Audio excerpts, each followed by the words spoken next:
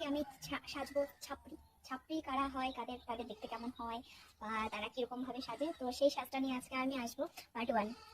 দেখতে থাকো। এই হচ্ছে আমি ছাপড়ি ড্রেস পরে নিলাম, তারপর একটা একটা করে দেখতে থাকো। তো এরপর যাবে আইলানাটা পরা মাস্ট ইম্পর্টেন্ট, কারণ ছাপড়ি সাজতে হবে, তাই তো? তো চলো, কেমন হয়েছে আইলানা পরাটা? আমি তো আইলানা ভালো করে করতে পারি না। তারপর একটা লাল লাল কানের। তো এবার ইয়ারিং পরা শেষ, এবার যাবে লিপস্টিক লাল।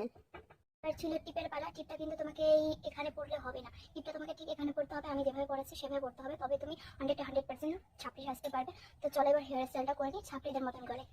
ক্লিপগুলো দিয়ে চুলটা ঠিক এখানে ফুলিয়ে বাঁধতে হবে, এভাবে করে ফুলিয়ে বাঁধতে হবে। তো চলো ফুলিয়ে বেঁধে নেওয়া যাক। তো দেখতে পাচ্ছ চুলটা এখানে ফুলিয়ে বাঁধা শেষ।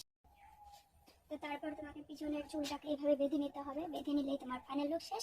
হ্যাঁ, হাতে একটা লাল সুতো টুতো কিছু বাঁধলে ভালো হতো, বাট ওটা আমার কাছে নেই, ওটা ইগনোর করে দাও। তো ফাইনাল লুক, এই হচ্ছে ছাপড়ির ফাইনাল লুক। কেমন লাগছে ছাপড়িটা অবশ্যই বলবে। তো চলো টাটা।